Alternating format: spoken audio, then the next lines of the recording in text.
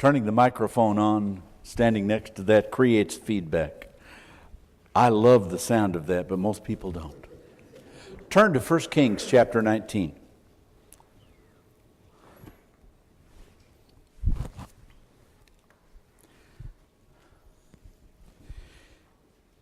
In my reading of the Old Testament in my study this week, I got reading through Kings and was intrigued yet again with the story of the great prophet Elijah. And one point in particular, I could preach a 3-minute lesson and go straight to that point, but I want to give you some background before we get there and show you why this point stands out in our study of that. When we talk about Elijah, chapter 17 of Kings, Elijah just appears on the scene. He was out of the area of the north of Galilee, the northern kingdom, but we really don't know the history and the background.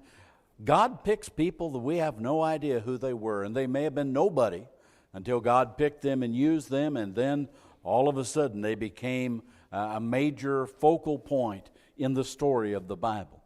Elijah comes on the scene, and his name is an interesting name. It's typical of Hebrew names. They took 2 Hebrew words and mashed them together. And the word Eli means my God. El is the word for God, and so that did that. And then the Yahoo on the back of that is the Hebrew word that we have not figured out how to translate very well. The old Bible said Jehovah, the newer ones are saying Yahweh, and they've tried to transliterate that in. But that is the word that means the Lord, the God, the name for God in a covenant relationship. And so when you put the 2 of those together, basically what you end up with is Jehovah is my God or Yahweh is my God. This is a man of God. Even his name is a man of God. And he comes along at just the right time. I don't know whether you've ever been impressed with this or not, but it seems like when there are national, international tragedies, there's always somebody that seems to just rise to the top and fits the scene. Whether that be Abraham Lincoln back in the Civil War or Winston Churchill during World War II, there seems to be, and Elijah was that man of the hour back in the Old Testament time.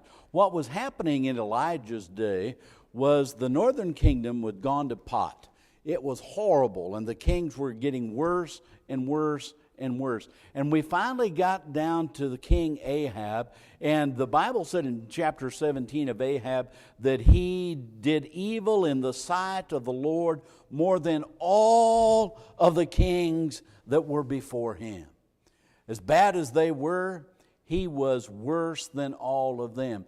And then it says, as if that had been a light thing for him to walk in the sins of Jeroboam the son of Nebat, he took for his wife Jezebel, the daughter of Ethbaal, king of the Sidonians. Now, Tyre and Sidon were the enemies of Israel throughout the Old Testament. And so this king of Israel went and married the daughter of their enemy, the king of Sidon. And the king's name was Ethbaal, and that means Baal is with him. It was a center of idolatry. And when we have the name Jezebel, that means Baal is my husband. And so she picked out, or their parents picked out these names, and they worshiped Baal even in the names of their children and their grandchildren. And it's an amazing thing. Has anybody here ever met a woman by the name of Jezebel? You know, there's some names that even if you don't know the Bible, they just don't get used. But if you know the Bible, you would never, ever name your kid Ahab or your daughter Jezebel. Those are just off limits for people. And so these 2 came on the scene, and Jezebel set out to destroy the worship of God. So she began systematically killing off all of the prophets of God that were throughout the land, trying to teach people to worship God. And instead, she opened up the king's house and she fed all the priests of Baal, and she paid for their upkeep out of her own personal money, obviously taking it from her husband, taking it out of Israel's coffers. And so this was a major problem as we go through Israel. The worship of God and getting from Abraham to Jesus was hanging in the balance right here with Jezebel and Ahab. Are we going to make it? Or is the worship of God going to go by the wayside? Now, you already realize what we started this is. God's going to win. So, God may win by destroying everybody and starting over again. God may destroy everybody and leave one child of Abraham somewhere to pick up and keep going. But God is going to win. But Jezebel doesn't know that and won't agree with that. And so she sets out to destroy what God is doing in the worship of God. Now, in the Bible, there were 3 great epics of times when God stepped into the scene and began doing miraculous signs and wonders. In spite of TV preachers, folks, God doesn't normally do signs and wonders and miracles.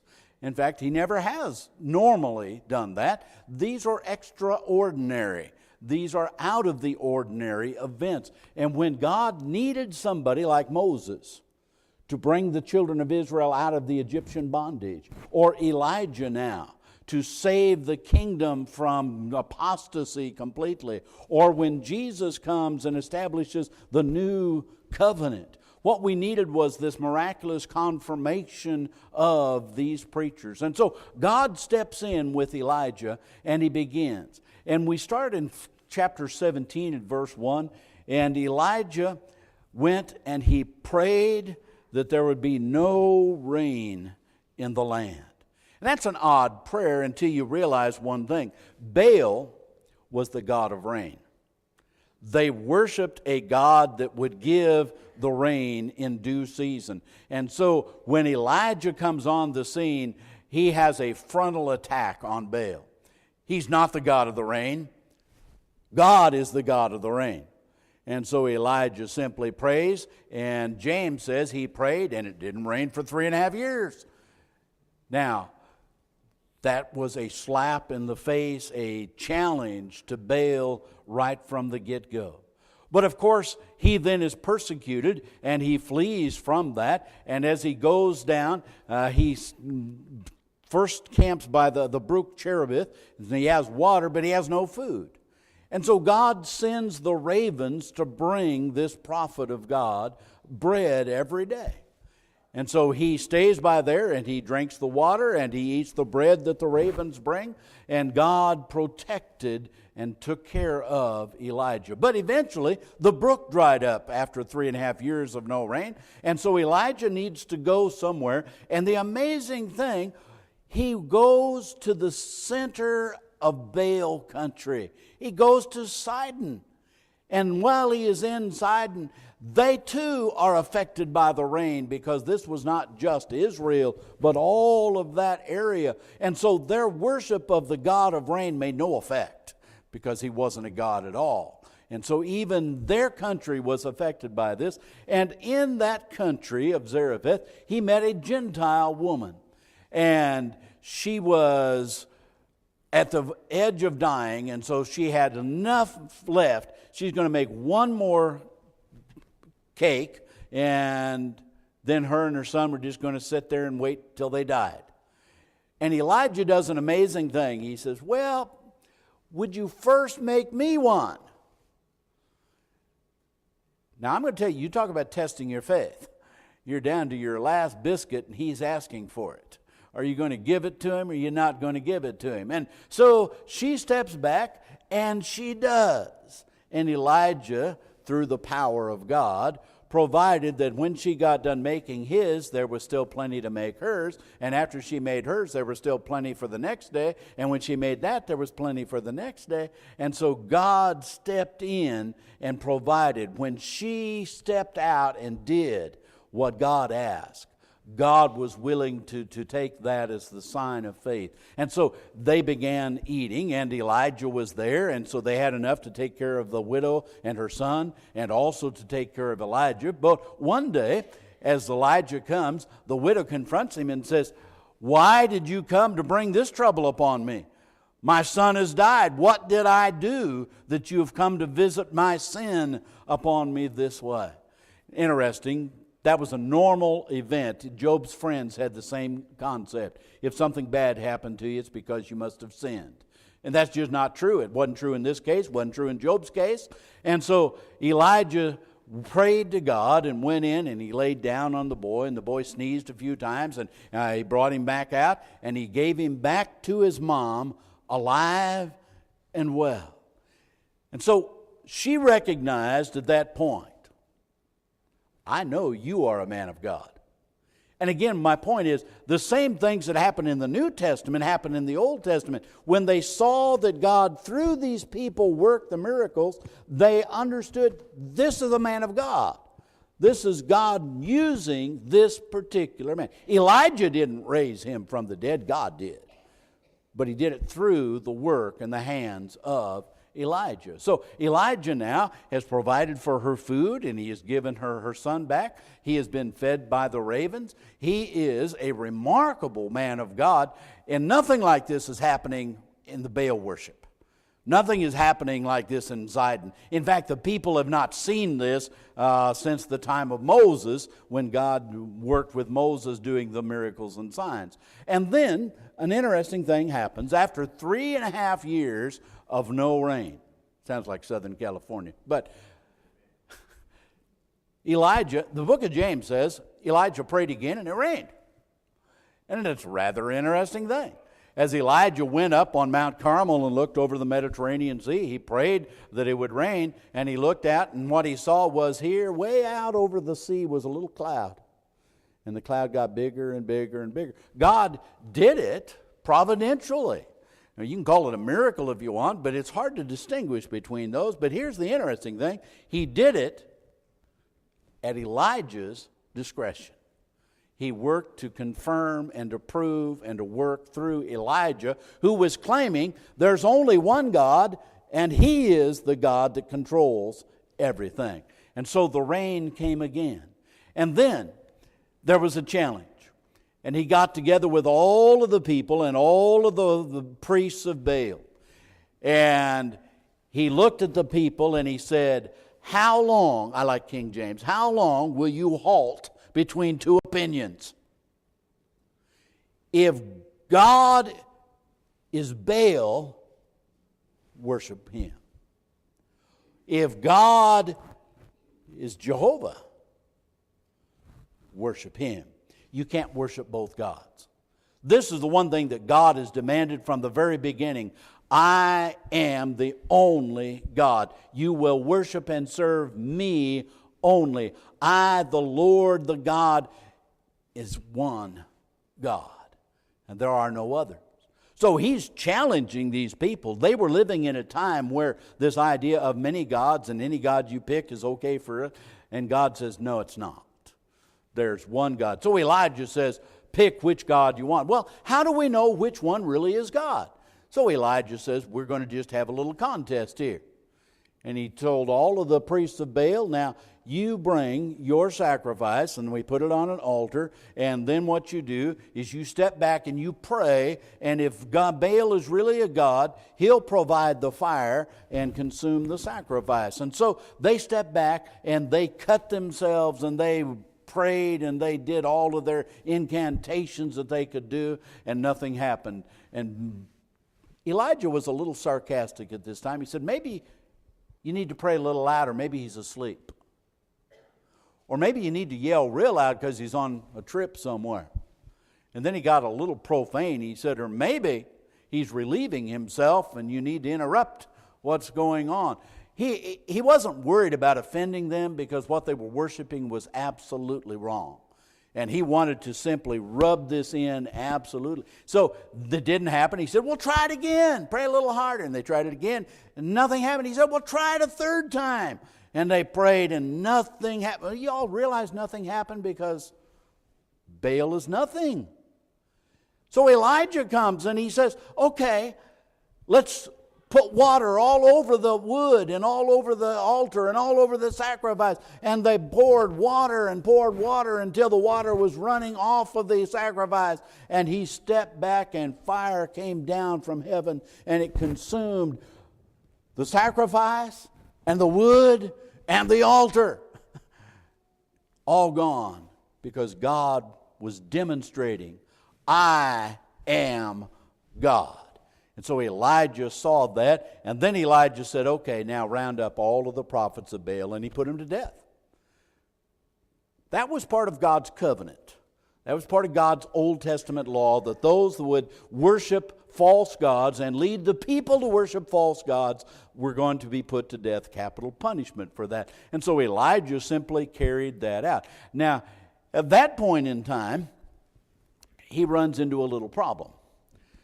Because Jezebel, chapter 19, verse 2, sent a messenger to Elijah, and she said, so may the gods do to me, and more also, if I do not make your life as the life of one of them by this time tomorrow. You're a dead man, Elijah. I am going to use all of the power of the kingdom that I can, and I'm going to kill you. You know, it's an amazing thing to me. We would think that if a miracle happened in front of us, we would immediately fall down and acknowledge it and worship God. And it's been my experience of Bible reading, they almost never did that. That people that were steeped in their religious viewpoints, even when they saw the direct working of God, they held on to their false belief and they kicked against God and against the teaching. And here's another example with Jezebel. God has proved that he is God and Baal is nothing, but she's going to hold on to Baal, and so now she's going to kill the messenger. But you know, even if she killed Elijah, it doesn't make Baal a god. And so she says that, and Elijah decides, better part of valor someday is to live and fight another day. And so he leaves. Now, I know y'all can't see that, so anytime that you want, just move down to the front seat. And what we have is, that's a picture of the map of north and south, Israel and Judah. And there's a statement in the Bible, it talks about from Dan to Beersheba. And Dan was the country up on the very farther north part of Israel, the farthest north that you could get. And Beersheba was clear down as far to the south as you could get. And where he had been was right up by Dan at Mount Carmel. And he had done this and went over to Jezreel. And now he leaves Jezreel in a hurry and he goes 120 miles south. Now you got to remember, when you get back 120 miles those days, there were no cell phones to track, and there was, hard to find. But he gets down here, and again, his problem is he's out of food. Beersheba's out in the middle of nowhere. And so he's out here in this little desert area, and there's nothing to eat. And an angel of the Lord, chapter 19 at verse 5 of 1 Kings, appears unto him. He was asleep underneath a tree, and the angel touched him and said, arise and eat. And so he looked up and he saw and he ate the bread and water that was there. And then he laid down and went back to sleep again. And the angel of the Lord came a second time and touched him yet again and said, arise and eat, for the journey you need to go on is a long journey and you need the strength. And so again he arose and he ate, and then he left and went further south. He's just going to keep right on going. And he goes all the way down to Mount Sinai, Mount Horeb, where Moses had received the 10 Commandments in the beginning. Now, when you do a map check on that and begin doing that, what you end up, that's 250 more miles. And so you put that together, and that's almost 400 miles. That's like between here and San Diego with no freeway. And when you get down that far, there's no telephones or there's nothing. So the chances of Jezebel finding Elijah, I've often wondered when she said, may the Lord's or the gods do to me and more so if I don't kill you by in the morning. Well, we've already gone 3 or 4 days now, and then we take another 40 days. She didn't really mean that. And they weren't real gods, so they couldn't do anything to her anyway. She was pretty safe. But now Elijah goes all the way down to Mount Sinai. And while he is down there, the Lord appears unto him. The Lord made this thunder sound, and the Lord appeared in the lightning. But the Lord then talked to him. And the Lord basically said, I'm not done with you yet. I have other things I need for you to do. And you need to go back up, and you need to anoint this king, and you need to anoint that king, and you need to keep doing the work that I've set you aside. And I marvel at men like Elijah, because having done that and escaped, I'm afraid I would have said, Lord, you got to find somebody else.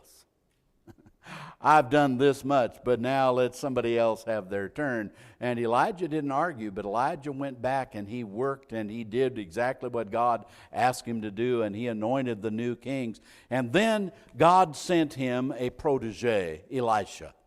Somebody always wanted to know, how you know the difference between Elijah and Elisha? And I said, well, one has a J and the other has an SH. And one of the interesting thing about that, J comes before S, so you can always remember which one came first. But as you begin looking at Elijah and Elisha, and they were traveling along, they came to the Jordan River, and they need to go across the Jordan River. Now, we've seen this before. When Moses came to the Red Sea, it parted and they all went across. When Joshua brought them to the Jordan River in the flood season and they needed to go across, it dried up and let them go across. And now Elisha, the man of God, comes, and he also simply takes off his cloak and smites the waters of the Jordan, and they split, and he is able to go across on the dry land. God didn't do that for everybody. That's why they built bridges and they put rocks in the middle to walk across. But God did do that on some occasions for the men of God to demonstrate that they were in fact the men of God. And so he did that again. And then as Elisha is there, he's taking up into heaven.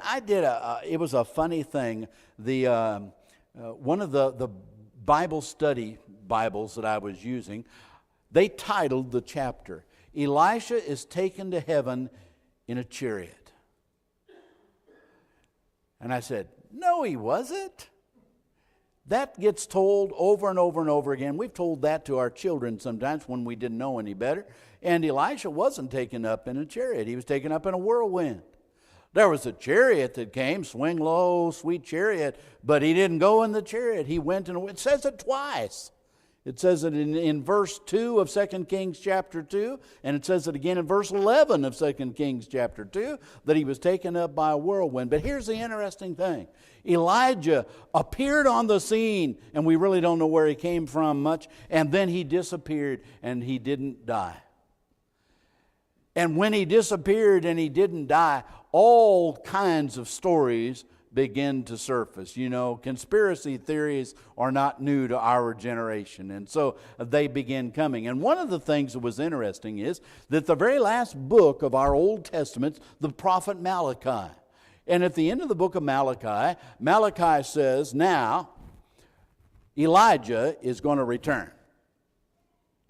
And so people began looking for Elijah to come back.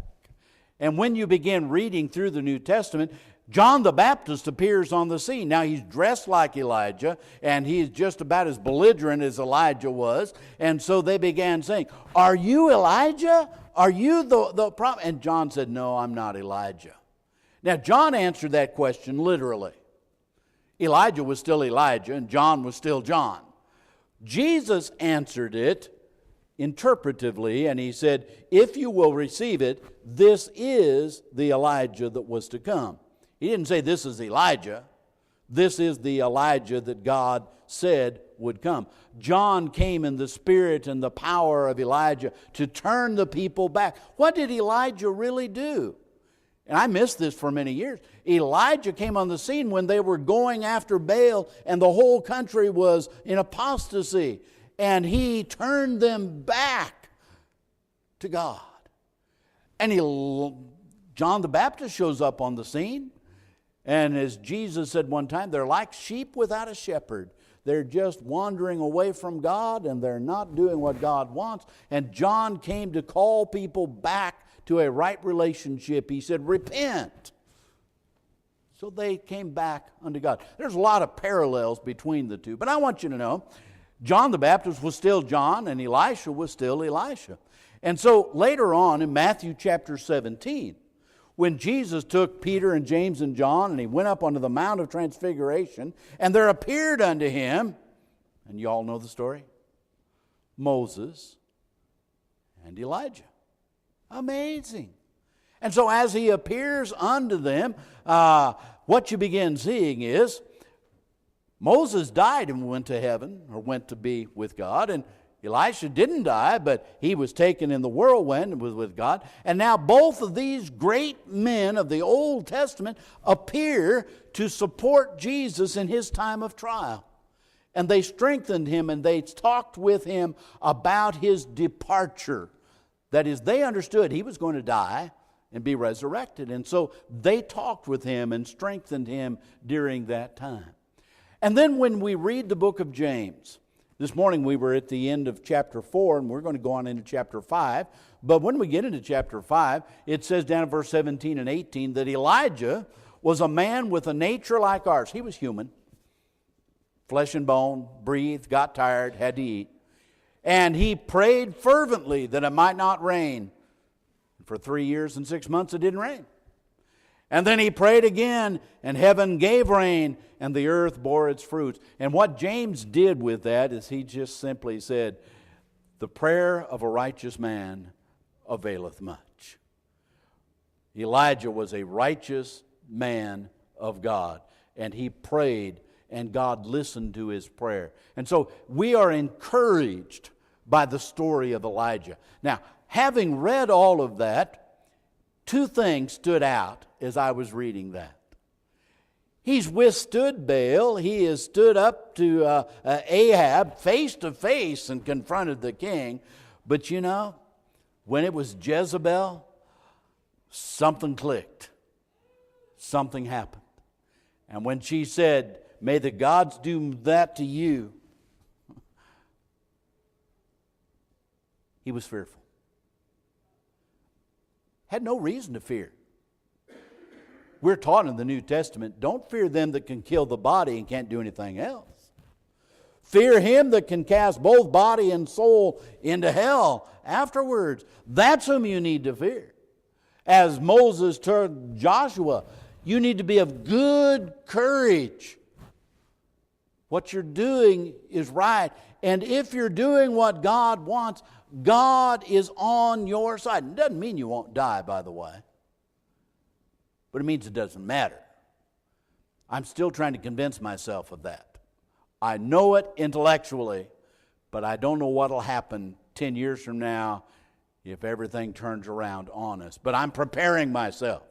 I hope that when that time comes, I can think back on the good side of Elijah. But I understand that at this point in his life, after all that he has seen and all that he has done, when he confronts this face to face, he feared. And the second thing, he became discouraged. He went out into the desert and he prayed. He said, it's enough now, O Lord. Take my life, for I'm no better than my fathers. I've been very jealous for the Lord. For the people of Israel have forsaken your covenant and thrown down your altars and killed your prophets with the sword. And I, even I, I'm only the one left. Wow. He's having a little pity party out here. He's out here by himself, and he's just figuring he is the only one out here all by himself. And after all I've done for the Lord, I'm the only one left. So Lord, just take me. Just get it over with. And then he turns around in verse 14. He says almost exactly the same thing. They've killed all of the prophets, and I, even I only am left, and they seek my life. How do you get that discouraged when you've done all of the good things that Elijah has done? How do you become so despondent about your own life? And the answer is, it can happen to all of us. It can happen to any of us. I've seen elders that have become so discouraged by the work. I've seen preachers that have thrown in the towel and quit. I have seen husbands and wives that have worked together, and then all of a sudden one of them just says, I've had it. And they walk away. How do you throw away 40 years of marriage? They do it all the time. How do you throw away 40 years of serving God? People do it. How do you serve God and raise a widow's son and cause it to rain and cause it not to rain? How do you? And the answer is, life becomes a burden. Day after day after day after day. What you all don't realize is this took place not over a period of 2 days. Now, I just told you the story in 20 minutes. But this played out over years. And when you have to deal with this type of problem year after year after year. And what Elijah was finding is that Ahab had put a price on his head, thanks to Jezebel. And so people avoided him. If they knew where he was, they didn't want to know where he was, because then when Ahab asked, they'd have to either tell or lie, and they didn't want to be involved in that. And so he felt alone, as if he was the only one that was out there. The interesting thing is, he wasn't alone. God was with him. Greater is he that is in you than he is in the world, said John. God and the host of heaven were with Elijah. There are no other gods, and this God was Elijah's God. Remember his name? Yahweh is my God. He belonged to God, and God had put his stamp of approval on that. And yet, life can wear us down. Have you ever had times when you were discouraged about life, about brethren, about preachers? Happens all the time. And this was what intrigued me. I'm not the first one that has been depressed and discouraged about things. Elijah, much greater than I've ever been, doing much greater things than I ever will do, got discouraged by this. And I'm the only one and that was not right. Now, it was not right in another sense, and that is that there were 7,000 other people that had not bowed the knee to Baal. Now, in one sense, let me tell you, this is sad commentary. We think there were several million Israelites during this time. And if you could only say out of several million people, only 7,000 have been faithful to God, I want you to see how close we came to losing the God of Israel in worship. They almost apostatized to the man. But there were a faithful remnant. I guess that's a single. There was a faithful remnant that was left. 7,000 people. The interesting thing to me is, I think if you looked at every single generation, that may be pretty close. They came and they asked Jesus one time, are there many that are going to go to heaven? And you remember what he said? Few. There are. Broad is the way that leads to destruction, and many there are that go in there. But narrow is the way that leads to eternal life, and few there are. And sometimes as you go through the Old Testament story, you'll hit episodes like Elijah where that few just stands out. Another one was when they decided that they'd send the 12 spies, and they came back and the 10 spies discouraged the people. And so there were 605,448 said, we can't do this. And there were 2, Joshua and Caleb said, we can do it if God does it. But my point on this is, when we begin relying upon ourselves, you will be discouraged. You will be depressed. You will become despondent. But when your eyes and your heart is upon the fact that what we're doing is what God asks us to do, our faith is not in us, it's in God.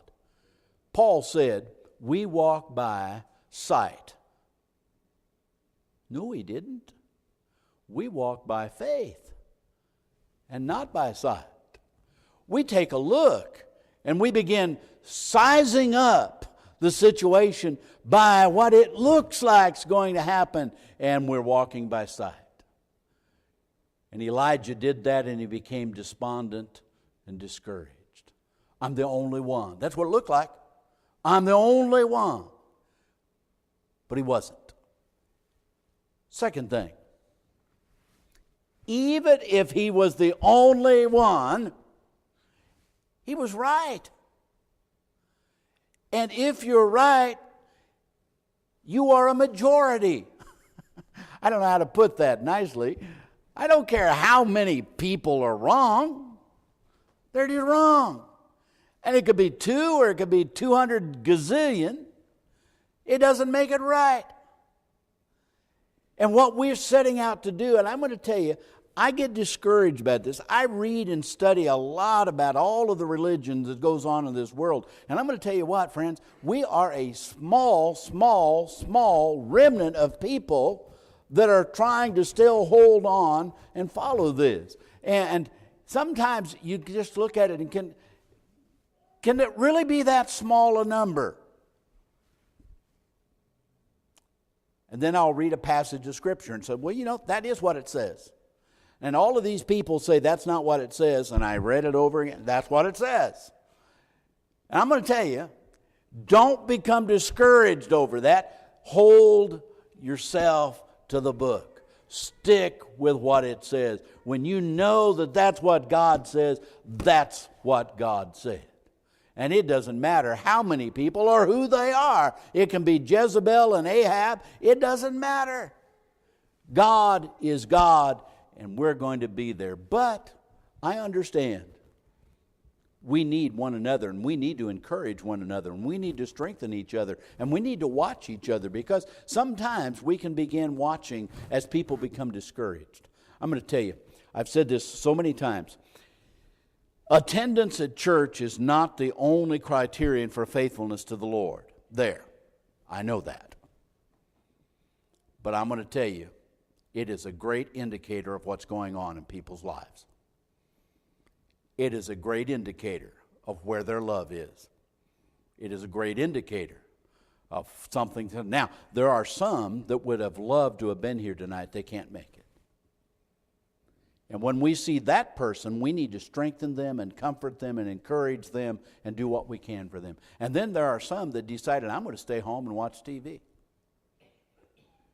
And for those people, as we're told in the Bible, some you need to snatch out of the fire. And I think that's the type of situation. But don't become discouraged. When we try to snatch them out of the fire, some of them are going to say, no, thank you, leave me alone. But if you've done what's right, you're right. Keep doing what's right. And you may be like Elijah in the discouraged department, but get over it, come back to God, and put your faith there. Let me just close with one illustration. I have read commentary after commentary after commentary. Was taught this all of my life. You don't have to be baptized.